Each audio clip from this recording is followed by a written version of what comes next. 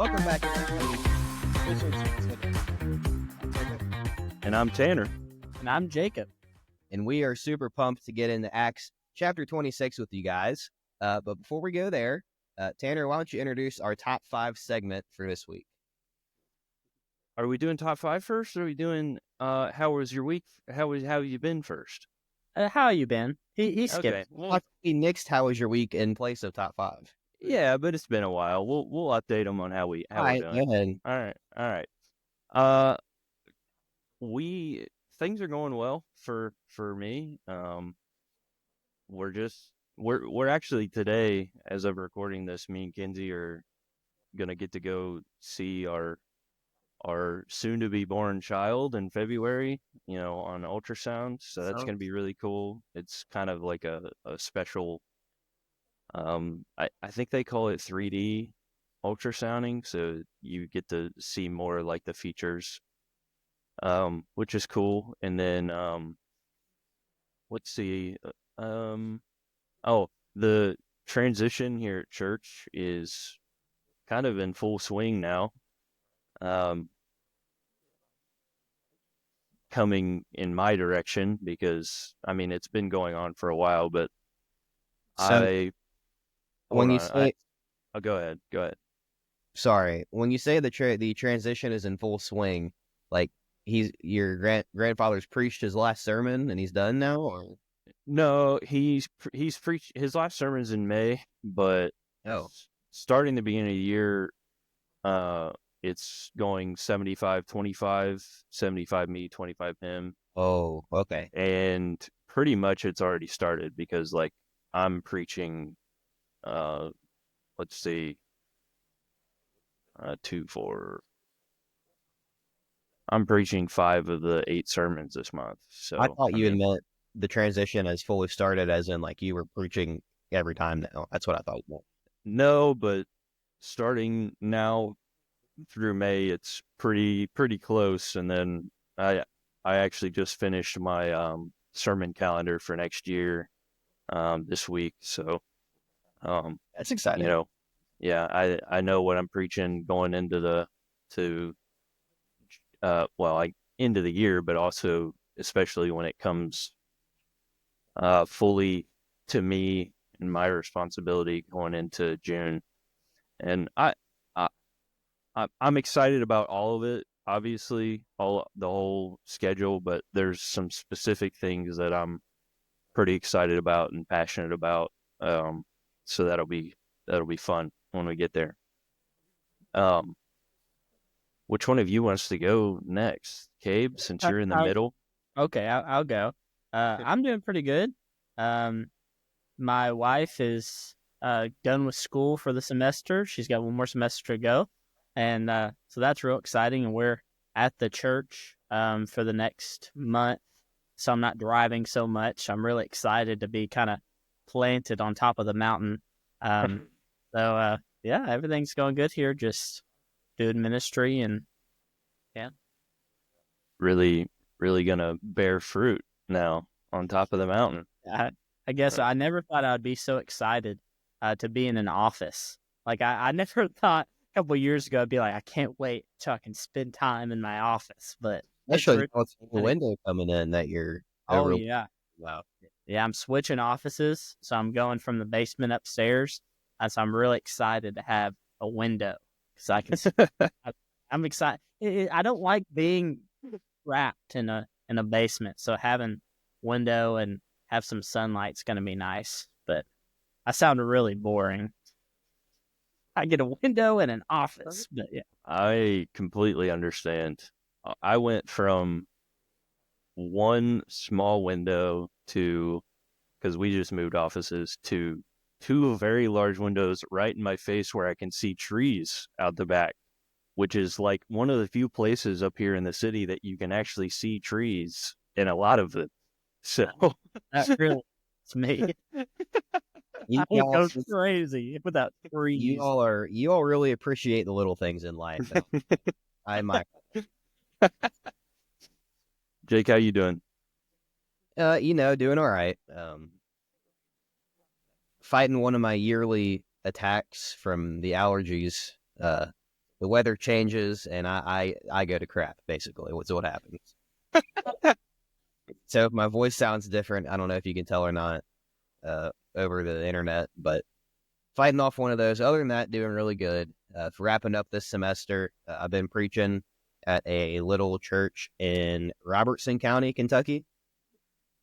So I preached there the last 3 Sundays. I'm taking the rest of December off, wrapping up stuff with school and then Christmas going on and whatnot. But yeah, other than allergies, doing great. Yeah, we all just finished up our work for our fall semester at LBC, which was, I only took 2 classes, but it was a good semester. Had Jason Cole for the first time, which was cool. Well, now So you've started your path to becoming a Hebrew scholar. I don't know about that, but I did take Hebrew, which is a lot of learning, a lot of new stuff. So I think Jason still's holding a grudge that I didn't take it.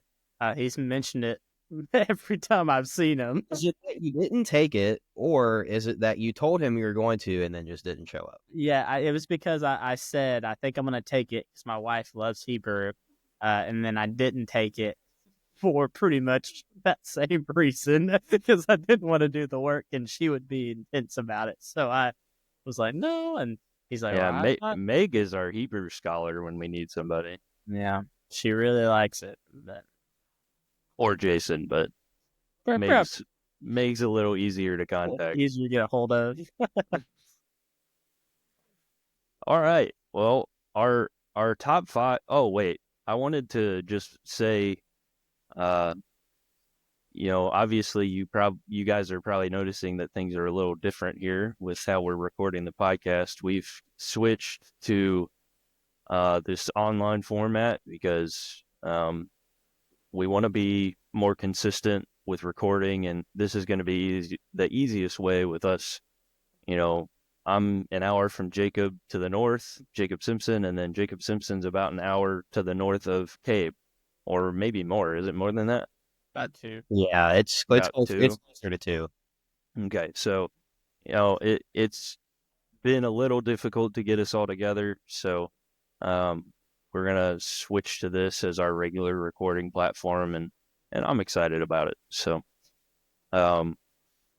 but yeah, let's get into our top 5 Christmas movies.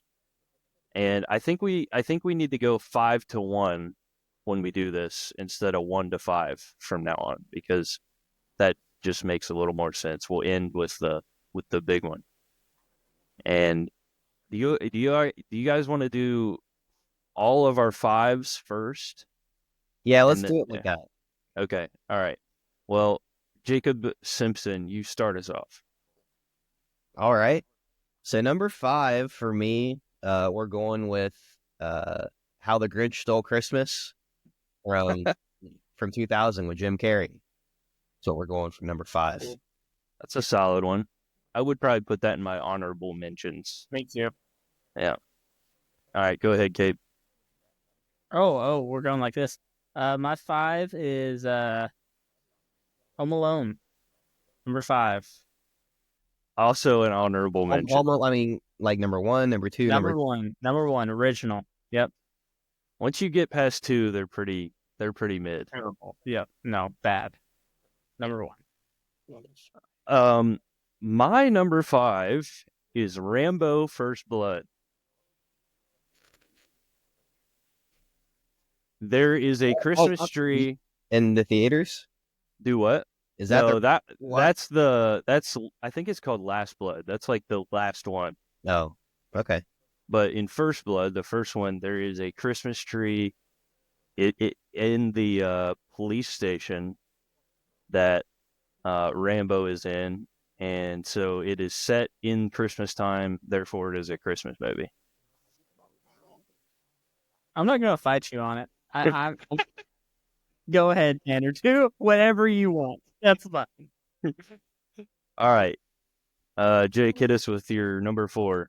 All right. This is my one weird one. I think all of my other ones besides number 4 will be universally accepted as Christmas movies. But you guys ever see the movie Gremlins? Yeah. Yeah. we actually have been doing like movie nights, like with some guys here from church, and we watched that a couple weeks ago. Yeah, great movie. That's my number 4, Gremlins. All right, Kate. I don't remember Gremlins very much. I watched it a long Let time me, let ago. me give you a really quick rundown just so you got it, okay? It's set on Christmas Eve. This father gets a gift for his son for Christmas, and it is a gremlin. And I want you to think, Everything. I want you to imagine Yeah. Yoda, okay? But instead of like green, he looks like he's got like hamster fur, Oh, okay. and you cannot get them wet. You cannot feed them after midnight, and they hate bright lights. And basically, it's set on Christmas Eve, and if you get them wet, they multiply, and they kind of take over the town on Christmas Eve and cause a lot of havoc. It's like it's one of those movies that like it's kind of like a horror movie. Like if you're 6, and then you watch it again when you're an adult, and you're like, this isn't scary. This is kind of funny. Yeah. And if you feed them after midnight, that's when they turn into like the evil little scaly creature Yeah, that but that if you don't do that, then they're like nice and like a normal pet kind of. Well, sounds good. I can't say I haven't watched it in a long time. You need to So watch Gremlins. It's a good Christmas. yeah. Well, that means my number 4. By the way, none of mine are going to be debated. All of mine are actual Christmas movies because that was the 5. But Christmas Vacation is number 4. Christmas Vacation. my I really wait a second, Tanner. I really have a personal connection with Uncle Eddie. Um, I relate with him, you know. So yeah, sorry about my number 4 is also Christmas Vacation. that. There we go. Great minds think alike. And you do relate to Uncle Eddie. I Just believe the term that we use is squirrely. squirrely, yeah. He's a little squirrely. All right, Jake, Well, go right. ahead. Number 3, we've got the best Grinch, which is the original Grinch from like. Interesting. Okay, never seen big that. Grinch guy. Oh yeah, Jacob is a Grinch, so that makes sense. Yeah, I relate with Uncle Eddie. He relates with the I've Grinch. often been accused of being a Grinch. I don't really see it. I mean, my family likes to celebrate Christmas starting in like July, so I'm not gonna about it. But I mean, seriously, I think Mom and Sage put up the decorations like before even Halloween this year. It was ridiculous. But yeah, original Grinch. That's my number 3. I've got Elf number 3. Hey, we are like, We're locked in, right? we're on it. Mine Hey. is also Elf at number 3. I'm sure our 2 and 1 won't be the same, but that's crazy that our 3 and 4 are. Yeah. Elf. I Fan- mean, it's hilarious. I mean, Yeah. It would have it's been higher, but there was a couple ones that like nostalgia that got a little higher. But if I'm gonna watch one now, it's gonna be Elf over and over again.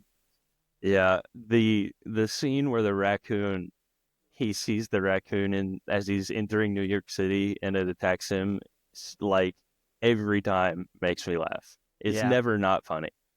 You know, a lot of times those old movies, we think they're funny when we're younger, but then you watch them and you're like, this is stupid. But Elf is one of those that I watch now and I'm like, it's still hilarious. Yeah, I agree. Yep. All right. Number 2. Number 2. We've got Elf. That was on my list as number 2. That's the truth. Here we go. I got Polar Express. Oh no! I love that movie. What The you chocolate scene is what you fantastic. just said about Elf? How like sometimes you thought a movie was good as a kid and then you rewatch it and then you're like, this sucks. That's Polar Express, man. No, I didn't say good. I said funny. And the Polar Express is still fantastic. So, yeah. That's an honorable mention as well for me. I like that movie too. Carried by Actually, not actually a good movie. I figured. Me and Kinsey actually just watched that this week. That's good. My number 2 is A Christmas Carol, Jim Carrey, and that if for anybody that doesn't know, that's one of the movies that are surrounded by the story of Scrooge. Is that the which is one that awesome. came out in the early 2000s? Yeah. That one, I was a small child and saw it in theaters with my sister, and I have a vivid memory of being terrified of it. It's good though. I like the redemptiveness of it. So, all right, number 1. Number 1, I debated back and forth a little bit between this and Elf, but really I had to go with the first Home Alone. I mean, it's just the best. It's the best. You guys might be upset about my number 1. It's because it's not just nostalgia. It's that I just watch it every Christmas Eve with my family, and it's just fantastic. It's A Christmas Story, with a Ralph. That's number 1. Best I've Christmas. never been a big fan of that one, but I understand why people like it. It's not worthy of number 1, but it's a way better selection than Polar Express. No, they're both great. My number 1, as a whole, I would just say the Harry Potter series.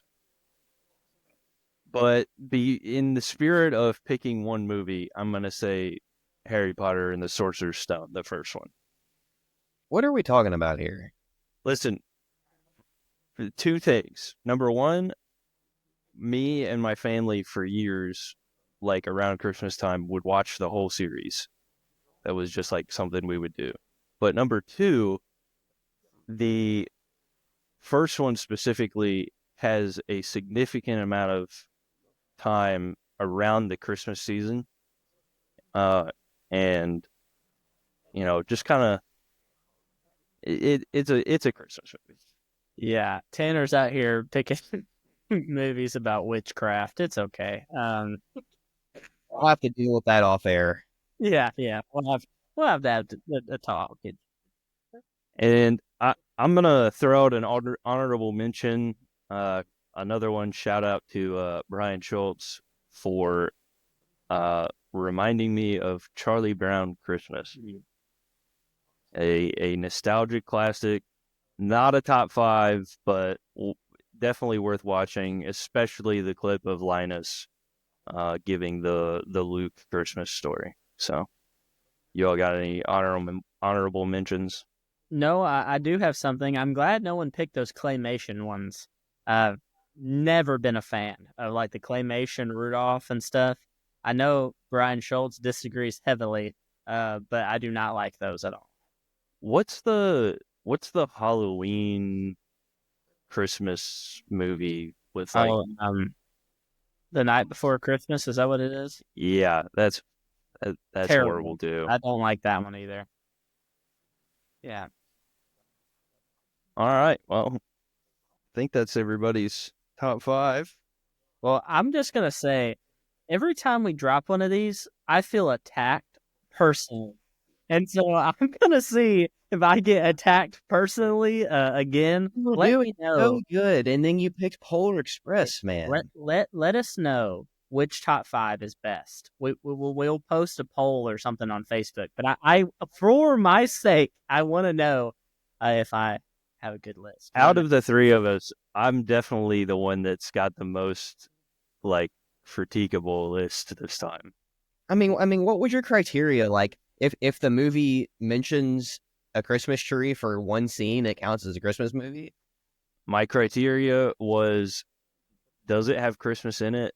And do I watch it, or have I watched it in the past regularly around Christmas time? Which is yes for all of these. I mean, I watch the NFL all the time around Christmas. That doesn't make me the NFL as a Christmas movie. Well, it's not a movie. If we were doing Christmas shows, I might allow it. Okay. There's going real loose with Christmas. I've never known you to be this liberal. All right. We do have a mark your calendar. The person-to-person leadership seminar is coming up in just a month on January 9th and 10th. If you want more information on that, check out the person-to-person website, p2pm.org. And I really, believe. this is designed for like preachers and elders, right? Yeah.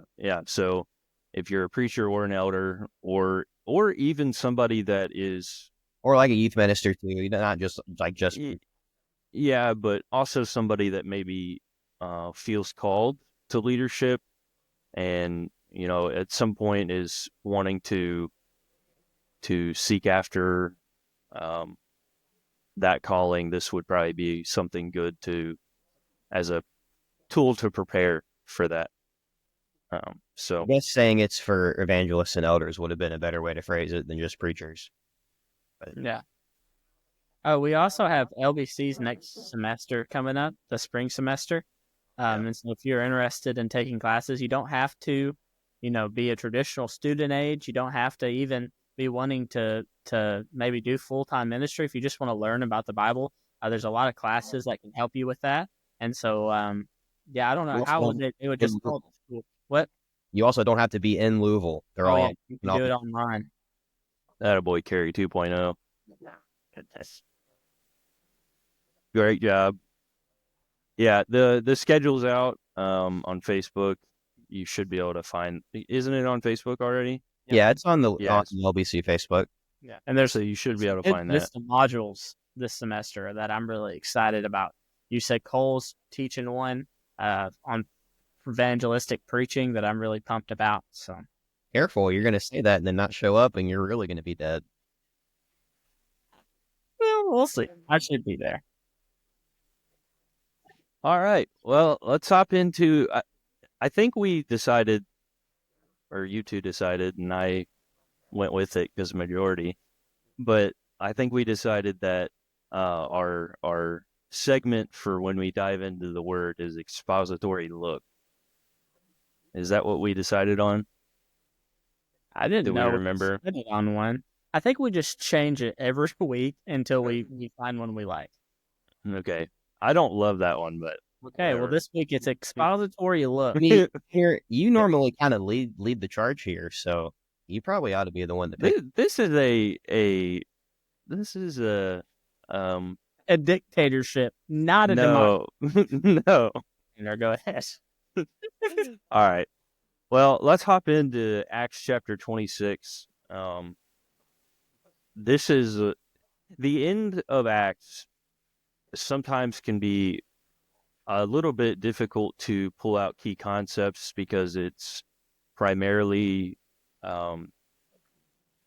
written as the story of Paul's life, especially the second half, and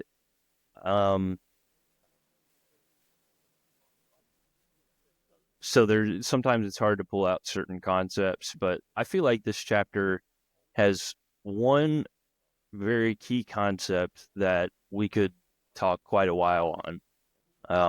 I don't know how long we'll actually talk about it, but it is very important, and that is the fact that as Paul is on trial and sent before Agrippa, he begins to make a defense for the hope that he has.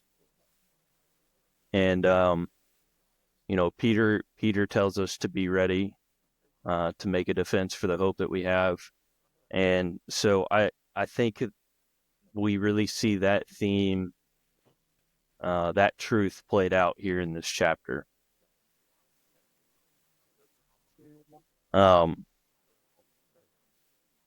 So, guys, before we actually dive into the chapter a little bit, what are some of your guys' thoughts on what it means to make a defense for the hope that we have? I think there's a couple areas to it. It's first, living a life changed because of your hope. If you're living a life, kind of grumbly and complainy, and you're just kind of down in the dumps all the time, and you're not living a life that's reflecting the hope you have, then you're not going to be able to make a defense, because no one's going to be like, oh, you're changed or you're living a life like Christ. So that's the first step, but it's also meeting people where they're at. And I think we'll see that later in the chapter. But like when we have interactions with people, we first have to have the hope and live a life changed because of that. But we also have to know how to meet people to share that hope. And it depends on each person on how you're going to do that. But yeah. Yeah, I think I agree, Cabe. Something else I think about on the topic of making a defense for your hope. If the Bible commands us to make a defense for the hope that we have, that implies that our faith is defensible. And what I mean by that is you can't make a defense for something that isn't reasonable or that isn't rational or that doesn't make any sense. And I think that's a lot of times how Christians and atheists both view faith. And I know that's a topic we've covered on this podcast on multiple different episodes. It is the nature of faith, and that it's not this blind shot in the dark. It's not just we don't have any reasons, but we just want to believe, so we believe. But yeah, if we're commanded to make a defense, not only should we study to be able to defend why we are Christians, but it also means, hey, you can defend this. It is reasonable. It is rational. That's kind of what I think about. Yeah. Being able or ready to give a defense implies living in such a way that people would ask. Yeah. So if we're not living in such a way that people would ask, if you're not living in such a way that you feel like you're not getting opportunities to share the gospel, that's probably because you're not living how you should be. And so living in such a way that people would ask implies the constant sharing of it, as Paul was. I mean, that's the whole reason he's getting this opportunity, is because he was being very diligent in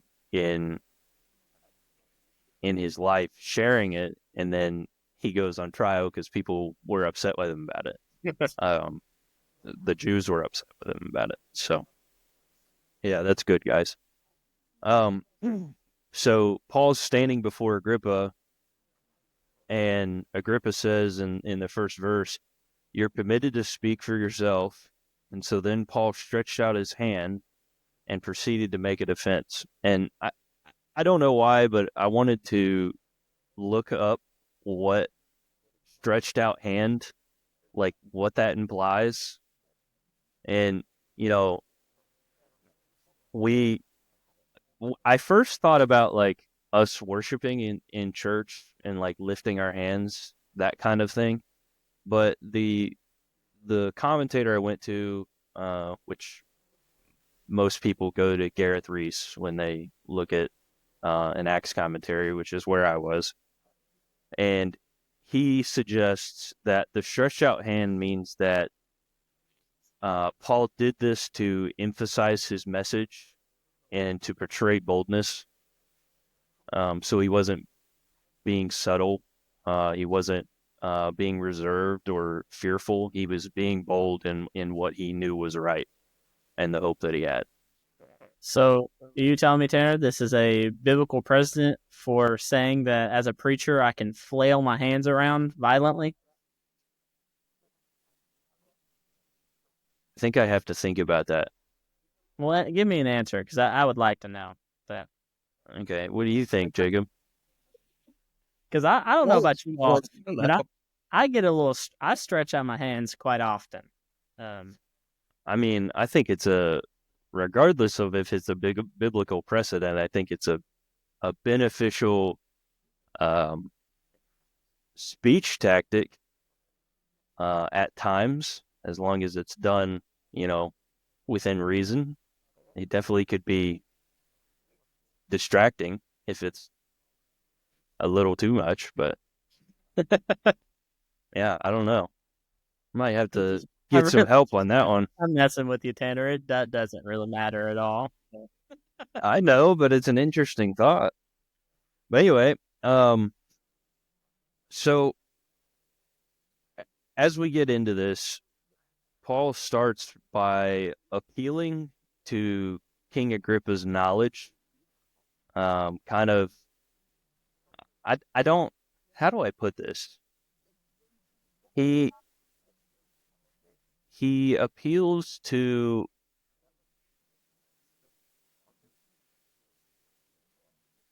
how much Agrippa knows, like, and gives him some.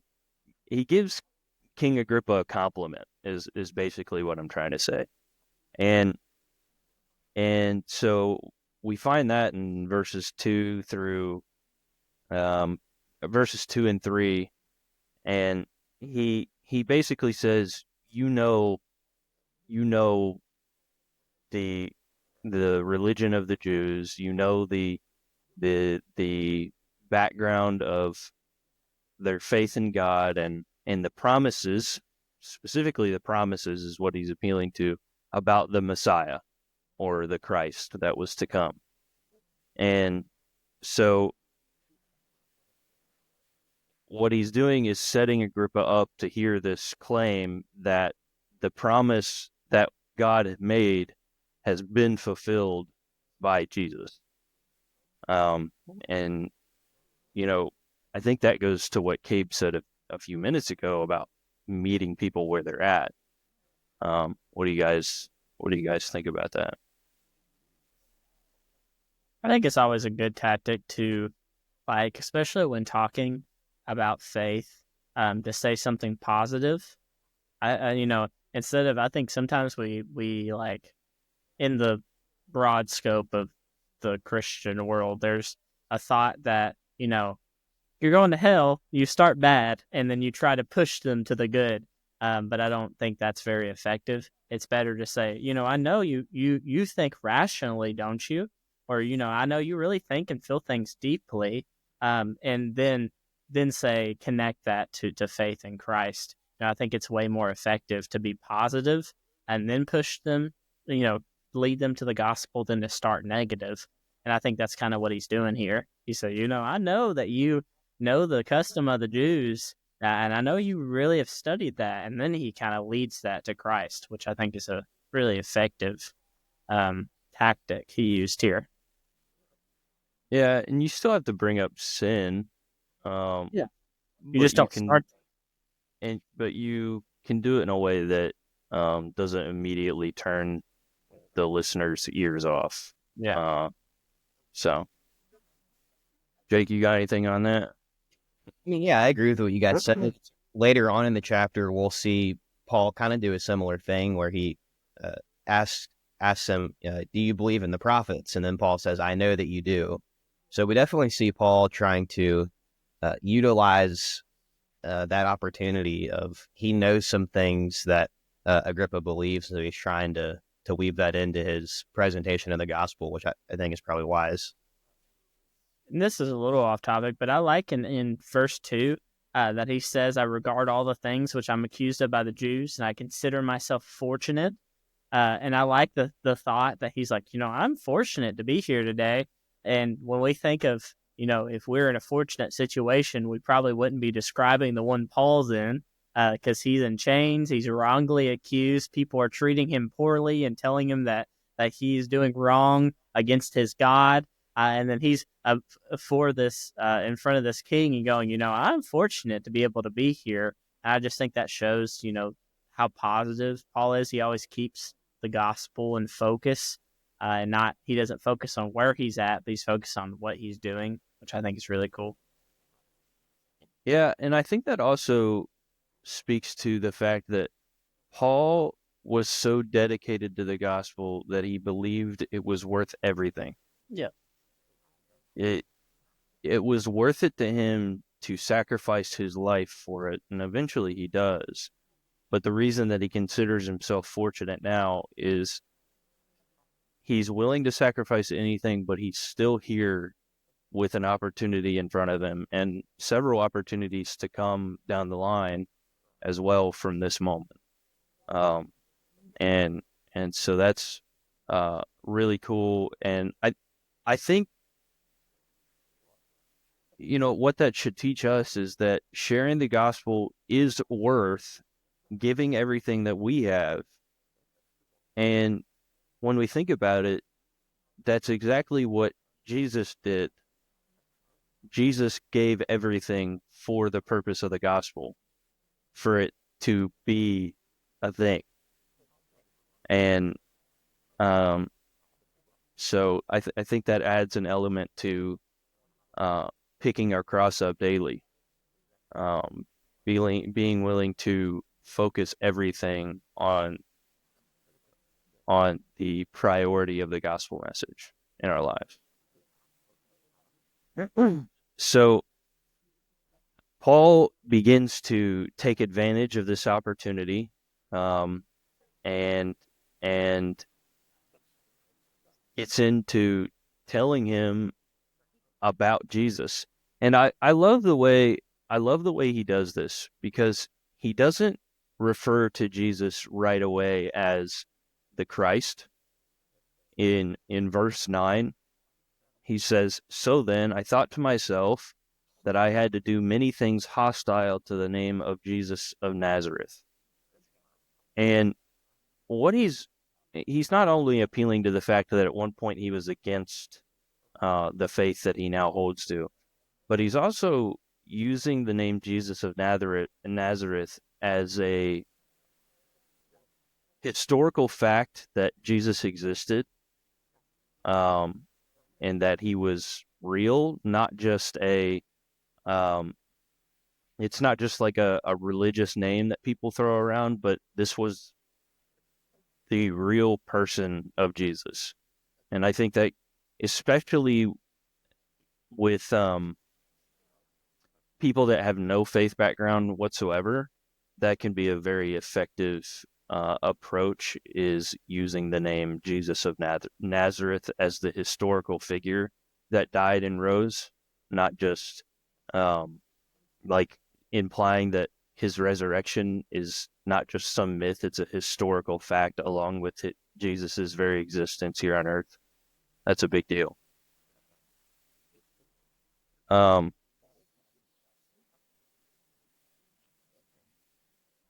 So what other thoughts do you have? What other thoughts do you guys have regarding this chapter? I have some more as well, but I want to give you all a chance to talk some. Well, I got some, but I want to move back a little bit. I like verse 8, the question that Paul asked: "Why is it considered incredible among you people if God did raise from the dead?" I think that, we harp on this all the time, but the importance of the resurrection and the importance of having proof of the resurrection. And he starts here right in the beginning saying, if you believe that God is all powerful and that he created, why is it impossible for you to believe that he could raise that life from the dead?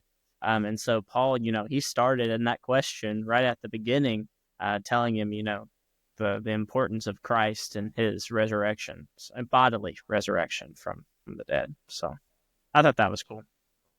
Yeah. And that's in the midst of really what this is Paul is delivering his personal testimony to Agrippa. We're talking about making a defense for the hope that we have, and Paul 3 times in the book of Acts utilizes his personal testimony along with the truth of the gospel, and that's a key factor. It's not just the experience somebody has, but it is the experience along with the truth of how the gospel actually makes a change in somebody's life that makes it powerful. The gospel truth is the priority, and then the secondary element that makes it convicting, that adds to the conviction that it puts on people, is how it personally has changed your life. And he comes back to that in verse 23. Like he says, and that Christ would suffer and be reason of his resurrection from the dead. He will first proclaim to the Jewish and to the Gentiles. He's saying that the power of the resurrection, the gospel is for all people, not just to the Jewish nation, but to all, even the Gentiles. He connects the power for everybody, which Yeah, and he even goes into a significant portion in verses 14 through 18 where he delivers to Agrippa the truth of what happened to him on the road to Damascus, and how the Lord appeared to him and what the Lord said to him. And I really like verse 19 where it says, "So King Agrippa, I did not prove disobedient to the heavenly vision." And I think we could get into a pretty significant conversation another time about obedience and how that goes into faith. But the question that I have is, are we being disobedient to the gospel's call on our life if we're not sharing it?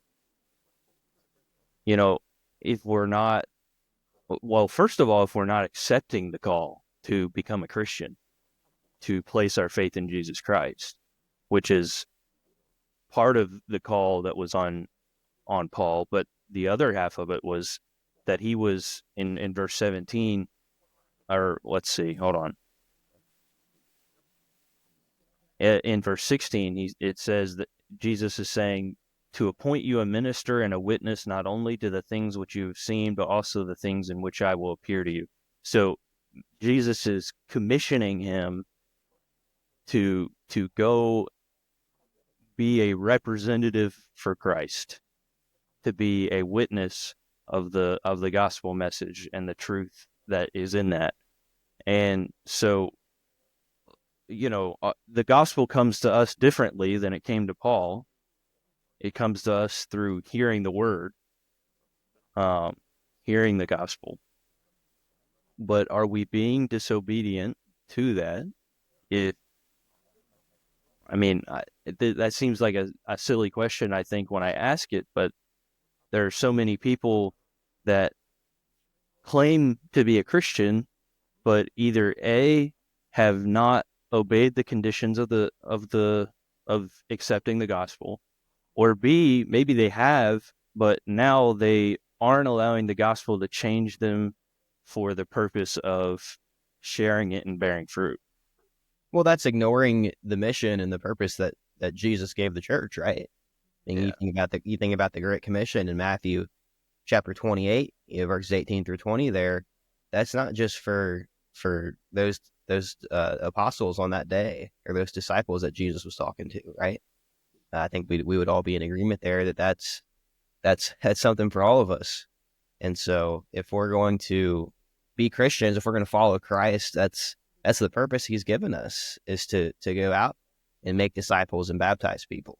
And so if we're not doing that, to answer your question, Tanner, yeah, I would say absolutely we're being disobedient there. Yeah. I don't remember who said this, so I'm sorry if it's you and I didn't quote you, but I heard someone say something like this, that Satan has Satan first tries to not get us to be Christians the way the Bible tells us to be Christians. And if he can't get you not to be a Christian, then he'll try to get you to fall away from Christ. When you're already in Christ, he'll try to get you to fall away, and if through false teaching or other tactics. And if he can't get you to fall away from Christ, then he'll get you to be apathetic and not make any more Christians. Because if we have Christians, if everyone doesn't make more Christians, then in the end they'll dwindle out. And so the first step is to not get them to be Christians. The second step is to get them to fall away, and the third step is to get them to be apathetic. And I think a lot of times we leave out that third step. We think you need to be a Christian how the way that Christ wants you to be a Christian. You need to stay and live a holy life, but then we leave out, and you also need to be fulfilling the Great Commission. You need to be obeying Christ by spreading the gospel. And I think that's the one that we today are really failing on. We preach that baptism is necessary. We we preach living a holy life, but do we actually try to equip those around us to make other Christians and to spread the gospel? So. Yeah. Yeah, that's good. Back to this personal testimonies are powerful tools thing. I want to emphasize that it needs to be a true testimony in two sense. First of all, it should be true to the word, because the true gospel message is what's going to truly save and cause a change in people's lives. But also, I don't know why a person would do this, but it also needs to be true to what actually has happened to you.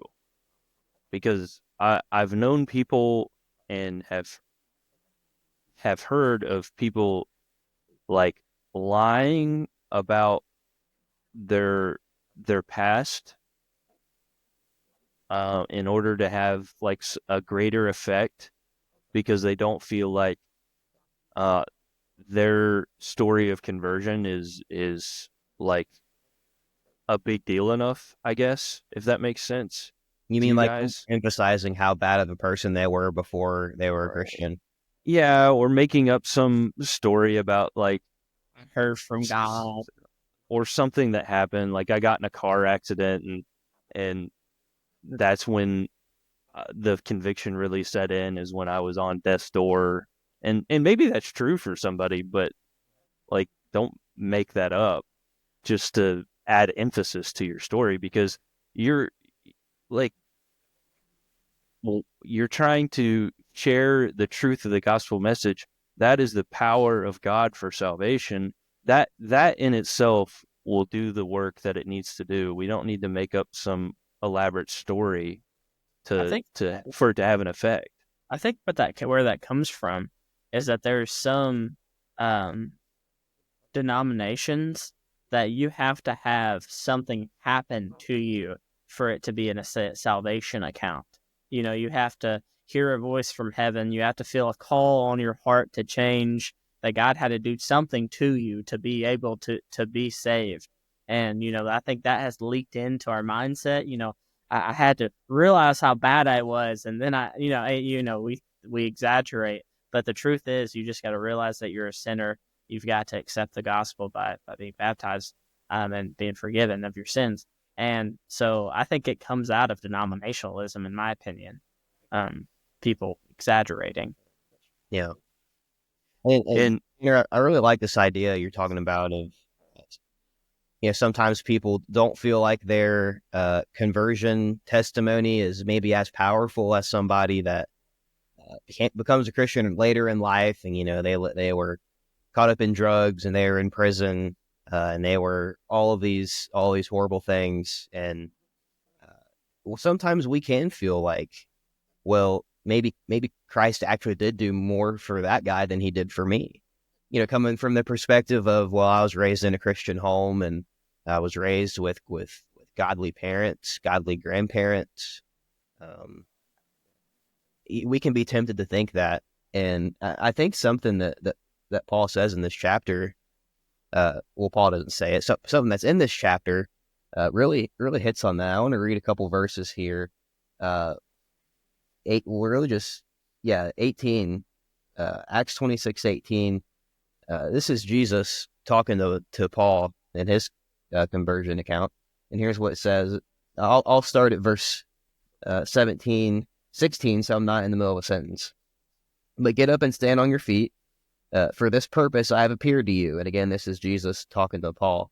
To appoint you as a minister and a witness, not only to the things which you have seen, but also to the things in which I'll appear to you, rescuing you from the Jewish people and from the Gentiles to whom I am sending you. And here's the key part. To open their eyes so that they may turn from darkness to light and from the dominion of Satan to God, that they may receive the forgiveness of sins and an inheritance among those who have been sanctified by faith in me. And so Jesus, he reveals to us here some elements that are there in every conversion, right? And it doesn't matter, maybe you have a background more like I do, of you were raised in church, raised with godly parents and everything, and by no means was I perfect, but I wouldn't describe my pre-Christian life as horrible as some other testimonies that I've heard. But here we learn in every conversion account, eyes are open from darkness to light. You are transferred from the dominion of Satan to the dominion of God. That you receive the forgiveness of sins, and that you receive an inheritance among those who have been sanctified by faith. No matter how bad or how not so bad you were before becoming a Christian, all of those things are things that happened in your. So don't downplay your conversion. We can be tempted to do that, but don't do it. You were brought from darkness to light. You were brought from the dominion of Satan to the dominion of God. You were given the forgiveness of sins, and you were given an inheritance that only the faithful to Christ get. And that is certainly nothing to downplay, no matter what your background was. And so I think, Tanner, you're spot on with that. It can be tempting for us to downplay our conversions, but really we need to think about what actually happened there, and remember that that's not nothing. That's some very significant stuff going on there. Yeah. Yeah. That's really good. I thought he was preaching at us for a second, Tanner. I really like it. I'll let him preach. I wasn't waving my hands, so I don't know. Maybe I wasn't preaching. Isn't that what we decided earlier? But this personal testimony of Paul, we see the effectiveness that it has in verses 28 and 31 and 32. And I'll just read those real quick. 28 says, Agrippa replied to Paul, in a short time you will persuade me to become a Christian. And then 31 and 32, and when they had gone aside, they began talking to one another, saying, this man is not doing anything worthy of death or imprisonment. And Agrippa said to Festus, this man might have been set free if he had not appealed to Caesar. So it in this very moment, and we don't know the end result of King Agrippa's life, I don't believe, but in this very moment, it is so convicting for Agrippa that he says, you are close to convincing me. And then on top of that, not only is it effective for the conviction of Agrippa's belief, but also it's been effective for Paul's defense of himself and why he's doing what he's been doing. So much to the point that they say that he would be set free if he'd not appealed to Caesar. So we can see the power of giving the truth of the gospel message along with the personal change that it's caused in your own life. So it's good. Hey, but before we leave Saul's conversion there and those can we go back to that for a minute? Yeah. So I want to read a couple verses here. We'll start in verse 14. Let me read what's just a couple here. And when we had all fallen to the ground, I heard a voice saying to me in the Hebrew dialect, saying, Saul, Saul, why are you persecuting me? It is hard for you to kick against the goads. And I said, who are you, Lord? And the Lord said, I am Jesus, whom you're persecuting. And then it gets into those verses that we already read. But I wanted to take it just a second here to talk about this kicking against the goads. I had no clue what that meant the first time I read it. I don't know, maybe this is something you guys have studied before or not, but I had to study more into it. And so from what I found, this is kind of how the Jewish audience or even someone with an agricultural background would have understood this. A goad would be like a stick with an iron point at the end. I imagine kind of like an arrowhead. And what the farmer would do is when the ox was plowing, the farmer would take this goad and kind of stab the ox a little bit to steer it in the right direction, similar to how like someone riding a horse, they got that sharp thing on their ankle. I don't know what it's called, but kind of a similar idea to that, to nudge the ox along. And Spur. yeah, spur, that's it. And sometimes what the ox would do, they would get mad. They wouldn't want to be corrected, and so they would kick back against that goad. And when they would kick back against the goad, they would put their foot right into the point, and it would hurt them more. And what would happen with the ox is the more that the ox rebelled, the more it would suffer. Okay, and so Jesus says to Saul, why are you persecuting me? And he says, it is hard for you to kick against the goads. And so Jesus gives us this idea that as Saul's persecuting him, it's like he's that ox that is kicking back against the goads. The more that he is going to keep rebelling, the more he's going to suffer, the worse it is for him to keep rebelling. And so that's why Jesus said that. Why are you kicking against the goads? The more that you keep resisting this and the more that you keep being rebellious, it's just going to end up worse for you. And so that got me to thinking, as we're sharing the gospel with people, a lot of times in my experience sharing the gospel with people, sometimes it does feel like they're kicking back against the goads a little bit. It's like, I don't know if you guys have felt this way before, but it's like, it seems like you're understanding what I'm saying, but you're just resisting and you're rebelling against it. And it's just going to end up worse for you if you keep doing this. And not only do I think that applies in sharing the gospel with people, but how often are we like that? The point of our podcast is talking about bearing fruit. How often when we refuse to bear fruit as Christians, as people that are already in Christ, we're kind of doing the same thing that Saul was doing, right? We're kicking back against the goad. We are rebelling to the point to where it's worse for us. It's worse for us that we're rebelling, but it's also worse for other people around us, worse for the church, our local church, and just the body of Christ as a whole. But what do you guys think? I mean, how do you guys view that, with regards to when we refuse to bear fruit?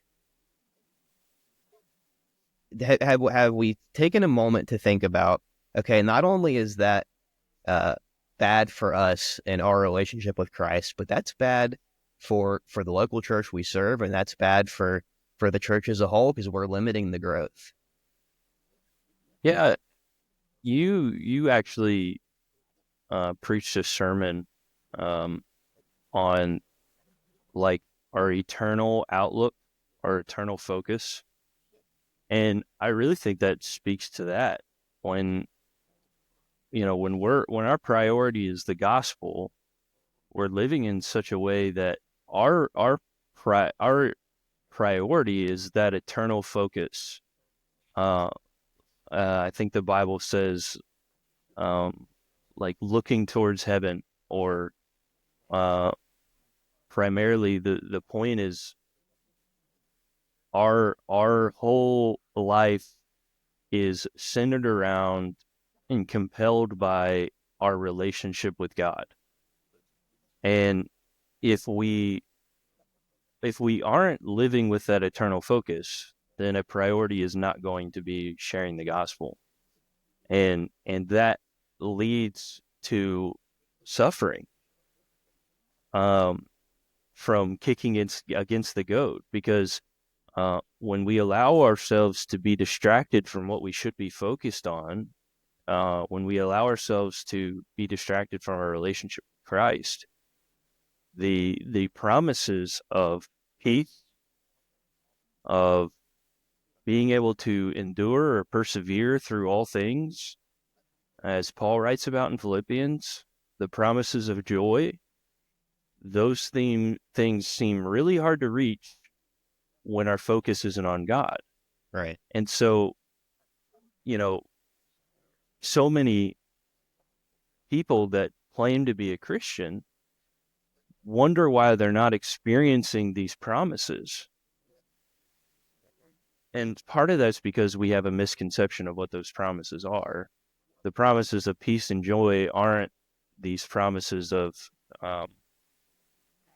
you're going to have this perfect life where you have a lot of money, and it's not the what do we call that, the prosperity gospel. That's not what it is. But it's, we have those things even though we are in the circumstances of this world, uh, riddled with sin. And so if we're not experiencing those promises, then we really need to take a look at where our priorities lie. And you're right, it does affect the church and anybody around us, because we are restricting, especially the people around us, we're restricting them the opportunity to hear the gospel from us. And it might just be us as an individual that finally convicts a person to the point that they accept the truth. And I mean, think about the eternal consequences that could have. Not only does let's just say you neglect sharing the gospel with this guy. His name is Adam. Okay, just whatever. If Adam were to become a Christian, let's just say he would have won 5 people to Christ throughout the rest of his life.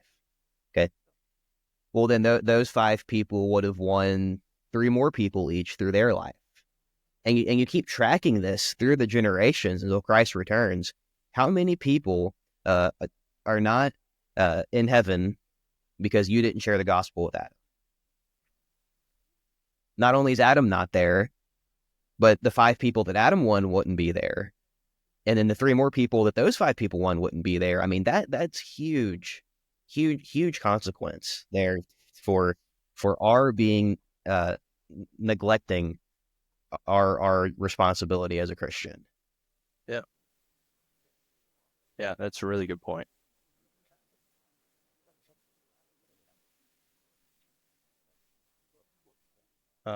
But the opposite is true too, right?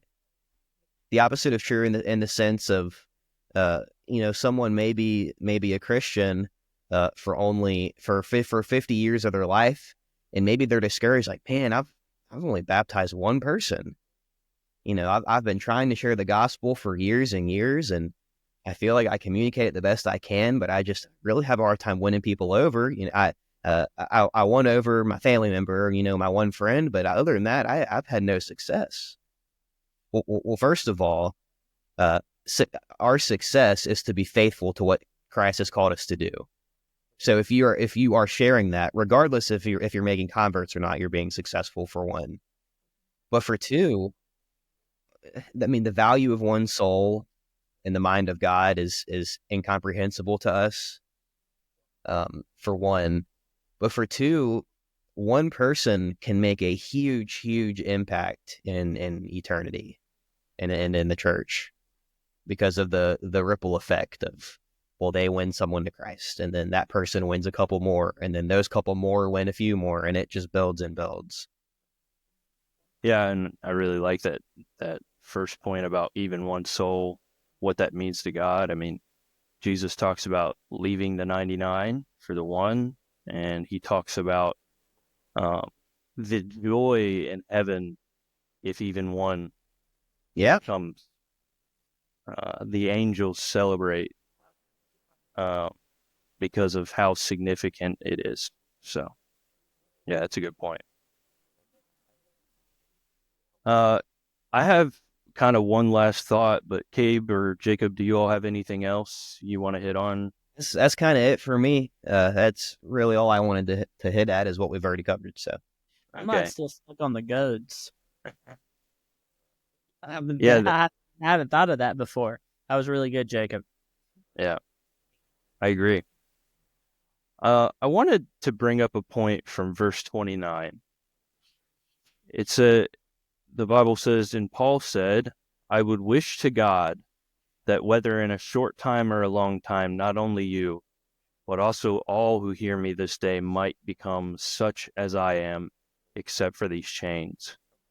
And so this is right after Agrippa says, you might even persuade me. And this is such a caring statement made by Paul.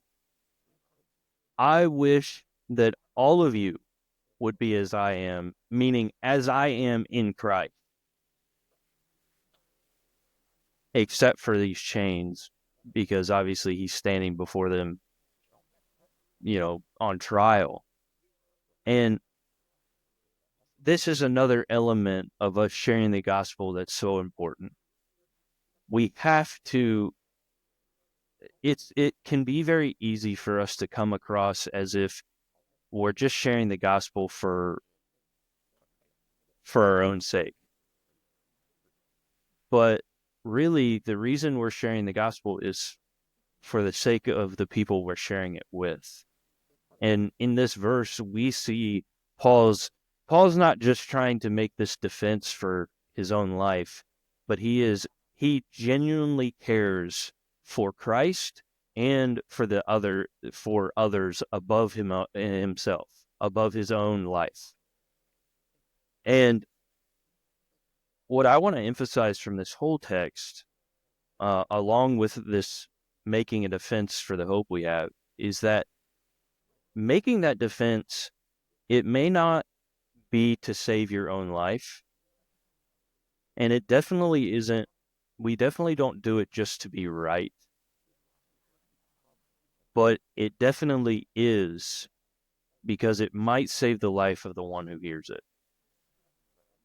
That is the reason that we share it. It's not for our own sake, because the Bible doesn't make promises that if we share the gospel, we're going to live this prosperous life, and live to be 99 years old and die peacefully in our sleep. In fact, it teaches us to be ready, because people are not going to like the fact that we have, number one, put our faith in Jesus, and number two, that we are being so bold about what the truth of the gospel is. And we will be persecuted for that when we are genuinely invested in that as our priority. But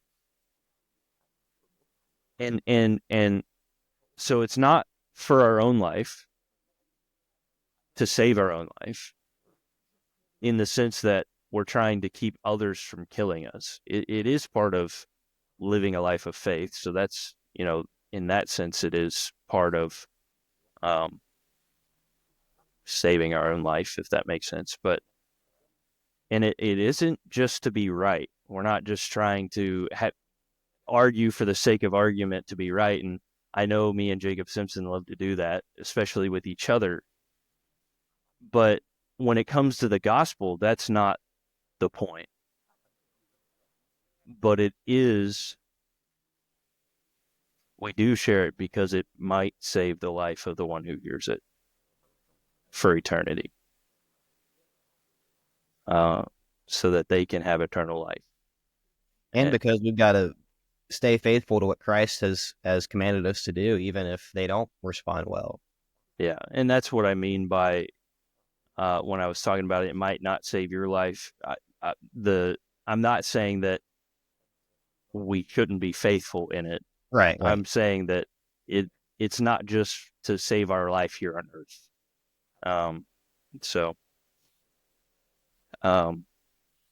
Yeah, that's kind of what I have as we wrap up this chapter. And I know we're all thankful for you guys listening. Hopefully this new setup helps us to be more consistent and things. We might have to change the upload day depending on when we can get together regularly, because typically our upload day was Saturday. But we're gonna try and pick a day, and that day be the regular upload day, so that we can get back on a consistent track. So, again, thank you guys for listening. You guys got anything else before we wrap up? No. That's it. All right. Be ready to make a defense for the hope that you have, and go bear fruit, and so prove to be one of Jesus's